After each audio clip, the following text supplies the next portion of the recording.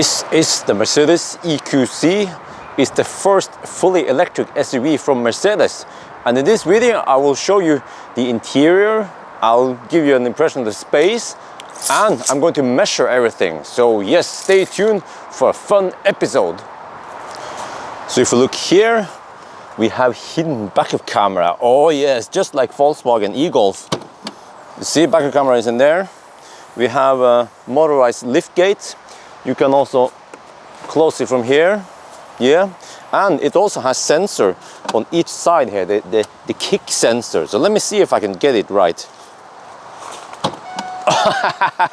Oh yes. Okay, and then inside looks like this. And by the way, EQC can tow 1,800 kilos, just like e-tron, and it has some feature that all the other EVs don't have, which is this one. Electric, I'm not sure what you call it, tow hitch. Yes, oh yeah. But I think before I begin, I will retract that one, because I heard some noobs tend to bump into it and hurt their knee. Yes, to get rid of it for now, yes. Okay, so the trunk looks like this. We have this carpet thing here, and then under here we actually have a nice room for storing your cables or whatever, and it's fairly big. So you see, we have some type 2 cable here. This is the Schuko cable, just in nice bags, and we still have more space, so you can put whatever you want in here. Let me see, but the space under here is locked though, because this is all-wheel drive, so we have parts of the drivetrain, electric motor and some stuff under here, but at least you have space to put maybe a small bag or something here. But you cannot remove this one, so it's fixed there. I tried to remove it, it doesn't work, so we just have to leave it there. And then here we have the partial shelf. It goes like this, and you can also remove it. Let me try to crawl in and remove it for you. There. So we will remove it for this test, because we need to measure some stuff. Okay, now let's start with the loading height. So the EQC has air suspension in the back and coil suspension in the front, but the air suspension cannot be adjusted anyway. It's just if you load more, it will make sure that it stays level. So let me measure the loading height then. Roughly, oh, it's kind of high. Okay, about 80 centimeters. And then the trunk space here, it's fairly squared. Let's take it in the middle. We have 100 centimeters. Not too bad. What about the width? Okay, the width of the trunk is, oh, it's 110 centimeters. Wow, that's nice. And what about the height? Let me see, 58 plus 7, 65 centimeters. Okay, now let's fold the seats. So it's really easy in EQC. Just flip this one, flip that one, and we have folded the seat. So we can actually continue with the rest of the measurements. This is so easy. Okay, and when it comes to the length, where the seat is in normal position, and then we have about 185 centimeters there. And then if you go diagonal, you could probably fit in some IKEA stuff. I would say 210 centimeters. Ooh, nice. Okay, now let's check out the seats. By the way, let me show you the trunk before we start. So we have 12-volt outlet there. This is for hooks for putting your shopping bags here. Yeah. This one, yes, the button for folding the seat. Weirdly though, it's the only way to fold the seat is from this button. There is no button in the front there to fold the seats. So yeah, and here we have a nice space for stuff. This is the first aid kit, and there's a manual here, so there's, yeah, okay space there. And we have hooks here for securing the cargo there and there. And here there's also a tiny pocket in there, but then the last one is a bit weird because it's here behind this one. So if you want to use it, you kind of have to remove this. So yeah, that's a bit weird design. And then also you have a point there to set this. You can put in this safety net if you need to fill up everything here. So that's also good. Yeah, safety is quite high on the list on Mercedes. Okay, let's measure the back seat. So let's start with the width of the actual seat. Many people want to know that. So if you measure here, it's 130 centimeters. All right, and then, if it matters, the width of the whole back seat area is about 145 centimeters. And then this one is somewhat important. When you sit here, you want to have some decent seat height. So we have to measure the seat height. And it's about, let me see, show you here. Ooh, I would say 35 centimeters, maybe. It depends. The seat is a little bit angled up like this, so I have to try to measure it in a fair way. Oh, I would say it's not 40 centimeters. It's about 37 centimeters. That's one of the better ones, yeah. So now let me demonstrate what it looks like when I sit here. I have okay space. We have a nice pocket here, seems sturdy. Also have okay headroom. So I'm 173 centimeters, and I actually have a fairly good seating position here. And the back looks like this. We have the Burmeister, well, it's not Burmeister, but Burmeister speaker system. It sounds really good. I think I will demonstrate for you afterwards. But here we have some kind of nice soft material. Not sure, it doesn't feel like Alcantara. This is some metal. It's like it's some metal. Yeah, it looks like it's perforated, but it's not. But this one is of course perforated. So nice design. Here we have leather. This part, let me do the knocking. Plastic. I'm not sure what this one is. Leather. Okay. And then see door pocket, really nice. Yes. And then here's the seat pocket I was talking about. Yeah. So that's cool design. It seems like it can hold lots of stuff. Yeah. And then also this is nice. I always see this in Mercedes, that they make the seats not too thick. So actually, you see, it's shaped like this, so you can, for some reason, if you have long legs, you can fit it there. So you might see it better here, maybe there, kind of. Yes. And then here we have the 12-volt outlet is actually back here. It's a bit weird. First I didn't find it. There is no 12-volt outlet in the front, and this car has only USB-C ports. Yes, 2 back here and 3 more in the front. And then I'm not sure what this one does. Oh, okay, it opens and closes the air vent. Yeah. Nothing fancy. In the e-tron you have controls for it here, also in the I-Pace. So I'm not sure if this one has it or not, if you can get it with it, but it's fairly high spec. But as for the headroom, okay, let me show you. I think I have to go on this side to show you better. We have, whoa, not the best headroom. It's not even 1 fist. It's slightly less than 1 fist of headroom here. Many other cars I've tested has more than 1 fist of headroom. Some cars have even 2 fists. So again, I'm not too tall, but I suspect that tall people might have a hard time fitting in here comfortably. But okay, there's one more problem here I see, which is that this part here, you see, it has this hump. I don't know what the heck it is. It could be because this might be from a fossil design where you have this hump because you have a 4-wheel drive system and you have the shaft that runs here. Yes. So if you're sitting in the middle, you're basically riding the shaft like this. Yeah, so this is not the best. Many other EVs, they have a flat floor here, which makes it better for if you have to have 3 people in the center here. I mean, 3 people and 1 in the center. But this one is nice. There's a button here. You fold it and then you open it like this. Yes. People who go skiing, they know what this is for. So really nice, yes.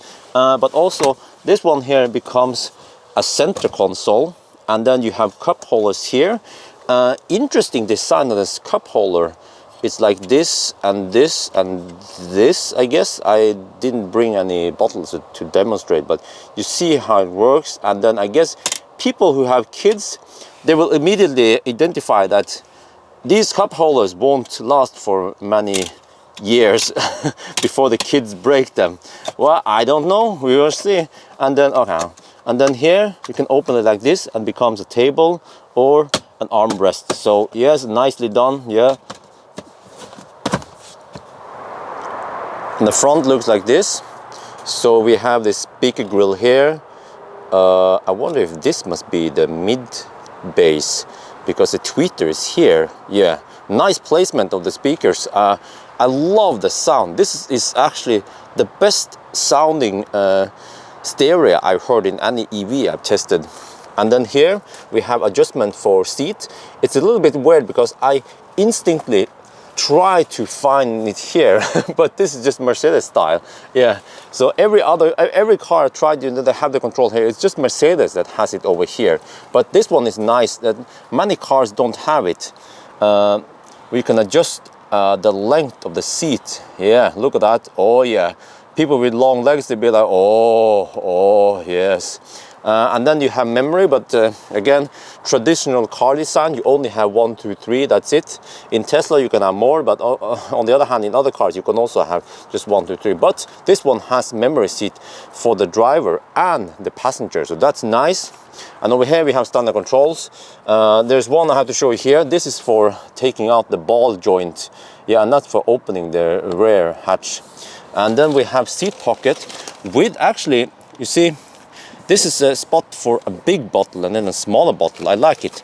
And sorry, did I say seat pocket? I meant door pocket. And then more space here. Yeah, so really nice. And let me sit inside and show you the headroom here. Let me open this one. This one has a sunroof also.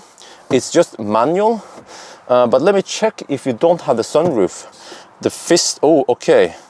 Yeah, there is barely about a little over 1 fist of clearance here. So all right, but I guess if you open it, you don't really get more space, because if you're taller you will still bump into that part here. Yeah, so the sunroof will only give you more light in the cabin, I guess. And then let's close the door. Yes, nice sound, premium sound like it's supposed to be. Yeah. Oh yeah, and then the car greets me and warns me. And then we can start knocking on the interior. This one is a bit weird or interesting. It's soft, the same material that goes over here. So I'm not sure what kind of material it is. If you go closer, you see that it has some texture on it. So it's nice, soft, nice to touch. This one is hard. That one is hard. This one, I don't like it. It's too reflective. Depending on the angle of the sun, it would just be too reflective. Let me fire up the car. It says start, stop, so that's good. It doesn't say start engine.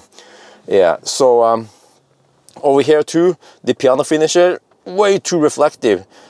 So this one says 1886. This is the 1886 version, yeah. Edition rather, yeah. Oh, let me adjust the okay. We have cup holder here. USB-C, wireless charging. What I like about the wireless charging pad here is that it's large enough. So let me show you. This is a Samsung Galaxy S7 I use. And then for live streaming, I use Samsung Galaxy S8 Plus. You see, it's way bigger. And even the 8 Plus fits in there. And then it should start charging. No, it's off. Yeah, I forgot it's off. But let me show you with this one, which has wireless charging capabilities. And then it should detect it soon and start charging. What this is there. Wireless charging has started. Yeah, great. So and okay, let me finish knocking the stuff here. Nice soft, hard. Then you can play on this one. So overall, very nice. This is also, yeah, nicely done.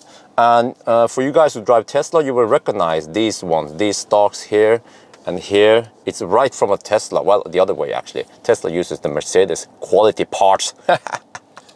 So it means that if you use to Tesla, you know, this is how you set it in gear, you know, reverse and stuff. And I like this type because when you're driving, your hand will be over here, and it's really close to just change gear like this, you know. Whereas most other EVs, they have the gear selector around here somewhere, which in my opinion is slower and less intuitive. Once your muscle memory knows this position, then it's just really fast and nice. And then, okay, and it has also pedal shifters here, and you can change the region by doing this. Well, I have to put it in drive. So now it's in drive, and then D plus means coasting, and then if you go the other way, go back to D, and then go to D minus, and then D minus minus. This one has the creep on by default. Okay, let me put the car in park. Actually, I should show you something. You have stuff over here. This one is nice. Okay, it's in park. Yeah, a nice pocket. So it's like this armrest, and then there's a button here, and you open it, and you have pretty large room for putting all your crap. Yeah, so I like it. We have 2 more USB-Cs in here, and if you need to run a cable, let's say like this, you will notice that we have this thing here, this rubber thing, so you can squeeze the cables between there, you see. Yeah, so that's pretty nice. Yeah.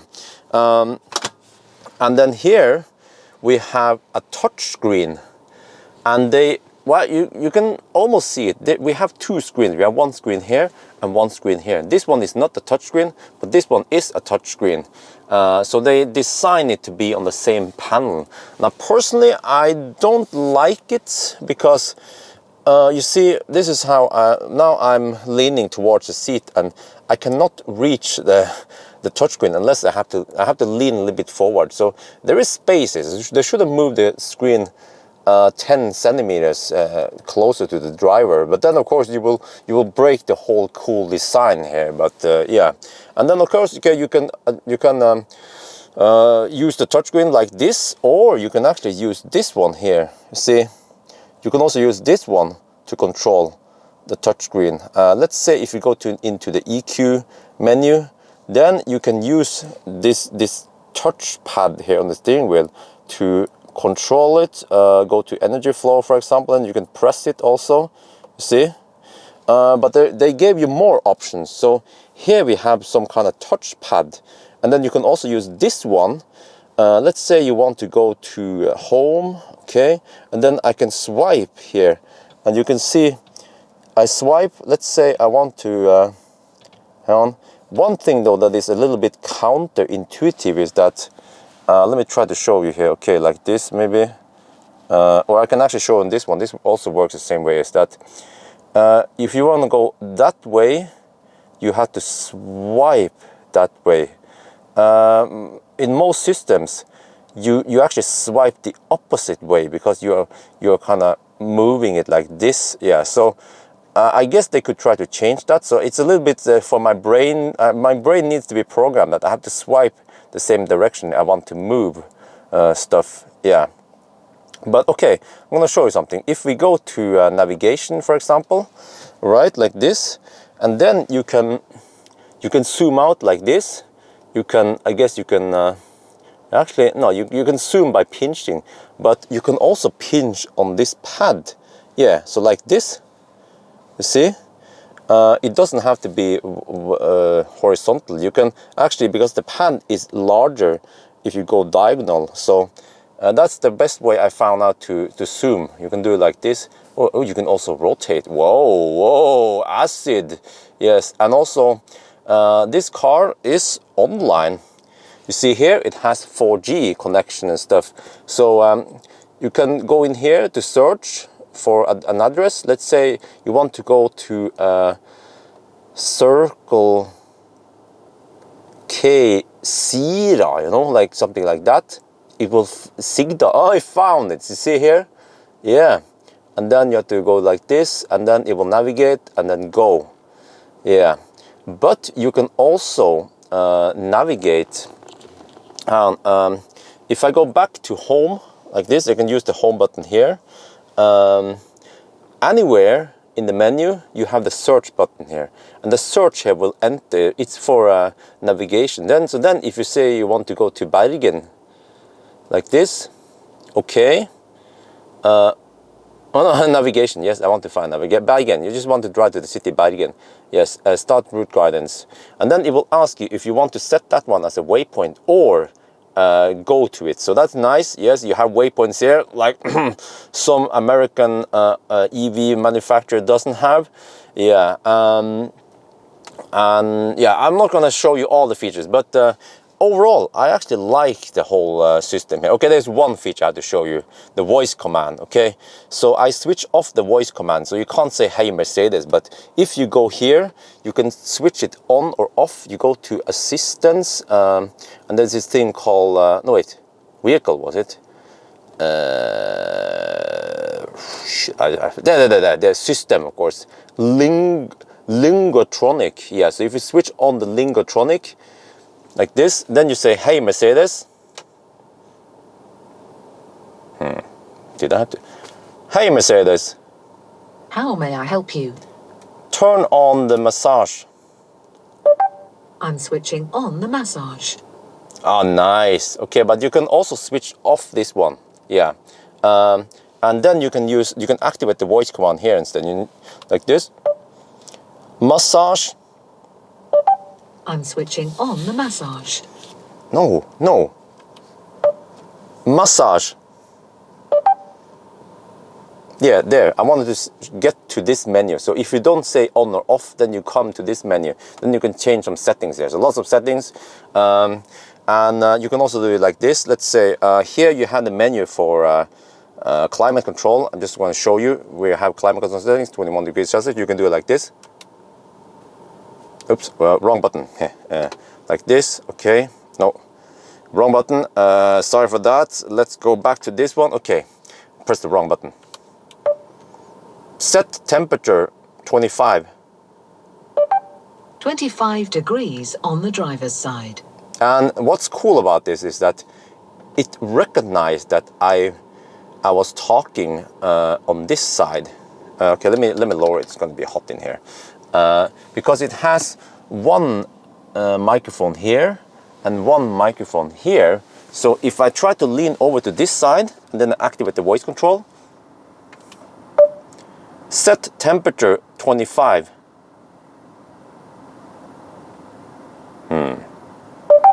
What can I do for you? Set temperature 25. This is interesting. You can, for example, enter a destination. You know what? This is interesting because you see there, when I'm talking, this one lights up, but if I'm talking on that side, this one will light up. So, but okay, I don't have to show you all that, but all I have to say is that this car is pretty advanced. It's one of the cooler cars I've tested. Yeah. Oh, that's the console. Yeah, okay. So I think that's almost it. I have to measure a few more things outside. Yes, it's getting pretty long on this one. Okay, we have to measure the ground clearance because I heard that it wasn't that great. And oh, whoa, yeah. Let me see. It's let me try to measure it. It's actually quite. Oh shit! Really? What? 6 plus. It's about 13 centimeters. Wow, that is short. It's almost Asian short. Well, I mean, low, yes. Whoa, 13 centimeters. Let me show you what's under there. Okay, so it looks like this. Not sure how much you can see, but let me try to adjust the exposure up so you might see something. Yeah, so we just have some kind of cover. I'm not sure what material it is, probably plastic.